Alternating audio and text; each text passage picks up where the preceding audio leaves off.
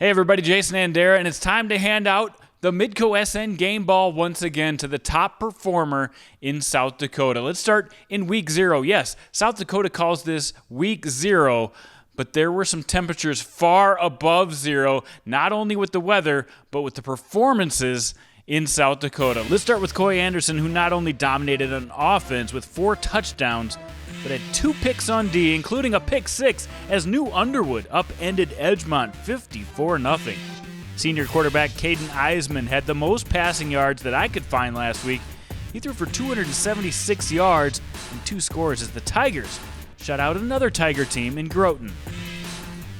How about 𝗕𝗹𝗹 of De Smet getting it done in every way possible, running the ball for over 100 yards, receiving for a touchdown, and taking this interception back to the house for a pick 6. Big day for 𝗕𝗹𝗹. Marty Goen took over in the second half for the Warbirds. After a 6-6 tie at halftime, Goen unleashed a 235-yard rushing performance, scoring 5 touchdowns. I think Marty's going to keep getting the ball for the Wolsey-Wessington Warbirds.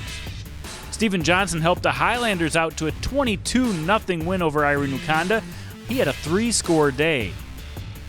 Tate Larson of Arlington-Lake Preston needed only 7 carries to generate 199 yards and a touchdown.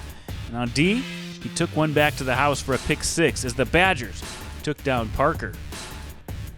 Grant Lukens of Potter County, 122 yards rushing, but if that wasn't enough, 159 more in the passing game with 3 touchdowns. Great performance by the quarterback.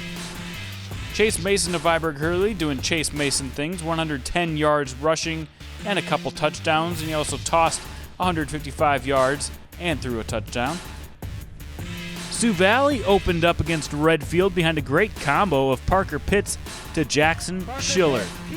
Cossacks won 50-12, got 3 of their touchdowns from these two connecting.